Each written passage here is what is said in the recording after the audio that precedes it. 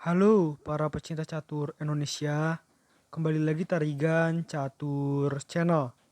Kali ini admin Tarigan Catur akan membahas salah satu permainan catur menarik dari turnamen FIDE Grand Swiss 2021 nomor catur putra, tepatnya di babak pertama, yang melibatkan pertarungan antara Grandmaster Alireza Firoza asal Iran dengan rating FIDE 2770 dan menggunakan catur buah putih menghadapi perlawanan Grandmaster Nijat Abbasov yang menggunakan catur buah hitam dengan rating FIDE 2638 dan catur tersebut berkebangsaan Azerbaijan. Oke, langsung saja kita masuk ke permainan ya. Di sini Grandmaster Alireza Firoza memulai permainan dengan pion E4 dan dijawab pion E5 oleh Grandmaster Nijat Abbasov. Kuda menuju petak F3 dan kuda F6. Maka masuk ke dalam pembukaan Rusia. Pion D4 mengajak pertukaran pion di petak pusat, dan di sini Grandmaster Nijat Abbasov lebih memilih langkah kuda pukul pion di petak E4, pion D pukul E5, dan pion D5. Di sini Grandmaster Nijat Abbasov ingin agar Grandmaster Alireza Firoza melakukan langkah en-pasan, yaitu dengan pion E nantinya memukul pion hitam dan ditempatkan di petak D6. Namun di sini Alireza Firoza masih menginginkan pembukaan tertutup dan memilih langkah kuda B menuju D2, mengajak pertukaran dengan kuda hitam. Namun hitam menolaknya dan memilih langkah pengembangan buah dengan gajah E7. Kuda pukul kuda di petak E4, pion pukul kuda di petak E4, menteri pukul menteri di petak D8 dengan tempo skak, dan gajah pukul menteri di petak D8. Kuda D4 menghindar dari ancaman pion, dan kuda D7 berinisiatif untuk mendapatkan pion putih, namun putih mempunyai langkah gajah F4 untuk melindungi pion. Kuda C5 dan rokade panjang oleh putih. Di sini buah-buah putih sudah mulai aktif ya perwira-perwiranya.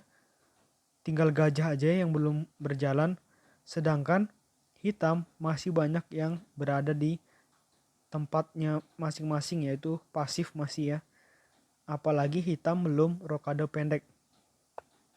Pion C6 dan gajah C4, gajah E7, dan benteng H menuju E1. Kali ini semua perwira dari putih sudah keluar semua dan siap untuk menyerang ke pertahanan Nijat Abbasov. Mau Nijat Abbasov melakukan rokade panjang, mau Nijat Abbasov melakukan rokade pendek, atau sama sekali tidak melakukan rokade. Pion A5 dan pion H3, pion H5 dan pion A3, gajah D7 dan raja B1. Pion B5 mengancam gajah dan gajah putih mundur ke petak A2. Di sini hitam melakukan langkah rokade pendek. Sebenarnya ini rokade pendek yang cukup jelek ya, apalagi di sini sisi atau pertahanan set praja dari hitam agak lowong ya, khususnya di lajur H. Dan ini pasti akan dieksploitasi habis-habisan oleh Alireza Firoza. Oke, kita lanjutkan ya. Pion G4 langsung di sini ingin menghancurkan pion hitam, dan di sini langsung aja dipukul ya. Pion H pukul G4 dan pion H pukul G4. Gajah pukul pion di petak G4 dengan tempo ancam benteng putih. Namun di sini Alireza Firoza melihat ada kesempatan untuk kuda pukul pion di petak C6 dengan tempo ancam gajah hitam yang tanpa perlindungan. Oleh karena itu wajib bagi hitam agar tidak kehilangan begitu banyak buah untuk melindungi gajah tersebut, apalagi jika kuda pukul gajah ada bunyi tempo skak. Benteng melindungi dan benteng putih menghindar ke petak D5 dengan tempo ancam kuda hitam. Di sini jika kuda pukul gajah, maka kuda hitam ini menjadi gratis. Oleh karena itu langkah terbaik dari hitam memang adalah benteng A menuju C8 mengancam kuda putih dan memberikan perlindungan secara tidak langsung terhadap kuda hitam. Kuda A7 mengancam balik benteng hitam dan benteng kembali ke A8. Kuda pukul pion di petak B5. Jika hitam tidak hati-hati, ada langkah garpuan nantinya di petak C7 menggarpu dua benteng hitam. Oleh karena itu, di langkah ini benteng hitam harus pindah dan hitam memilih opsi langkah benteng menuju B8. Kuda C7 mengancam benteng dan benteng A7 mengancam balik kuda. Pion E6. Di sini kuda putih menjadi terjaga karena ada gajah putih yang melindungi. Dan ini merupakan langkah yang bagus ya. Sangat bagus sekali. Apalagi ini penting untuk merusak pertahanan sayap raja dari hitam. Hitam memilih langkah benteng A menuju B7.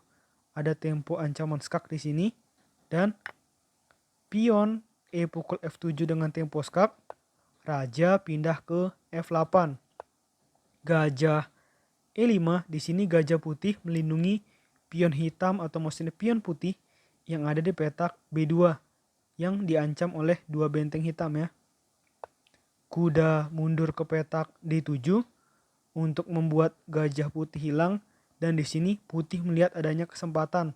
Langsung saja benteng pukul kuda di petak D7, gajah pukul benteng di petak D7 dan setelah putih melakukan langkah benteng H1 tepat di posisi seperti ini, Grandmaster Nijat Abbasov memutuskan untuk menyerah.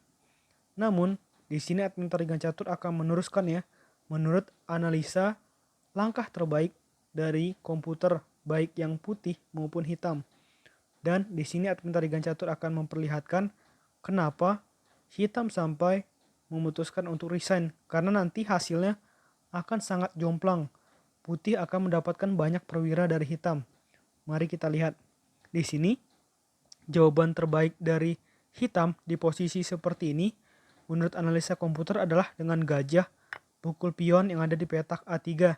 Di sini pion putih tidak bisa pukul gajah ya, karena sedang terkena pakuan dari benteng hitam.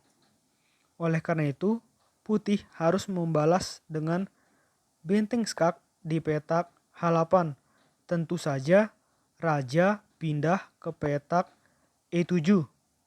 Lalu kuda putih skak di petak D5. Di sini menurut analisa komputer langkah terbaik adalah dengan raja pukul pion. Walaupun jelas di sini gajah putih dan raja hitam berada di satu petak diagonal yang sama, yaitu petak A2 hingga G8. Oleh karena itu di sini kuda putih langkah terbaik menurut analisa komputer adalah dengan pindah ke petak F4 dengan bunyi skak. Di sini jawaban terbaik dari hitam harus gajah ke petak E6, mengorbankan gajahnya. Apabila di sini pindah, maka kuda skakmat di petak G6. Sungguh skakmat yang indah. Tetapi di sini perintah dari analisa komputer adalah dengan mengorbankan gajah. Gajah pukul gajah dengan tempo skak di petak E6. Raja pindah ke petak E7. Ini sudah kalah buah ya. Dan putih harus terus melakukan penetrasi dengan benteng pukul benteng di petak B8, benteng pukul benteng, gajah pukul benteng, dan gajah ke petak C5. Inilah akhir dari analisa komputer mempertimbangkan langkah terbaik dari putih dan langkah terbaik dari hitam. Kita lihat di sini jelas ya, putih pasti menang karena memiliki 3 perwira, sedangkan hitam hanya 1 perwira.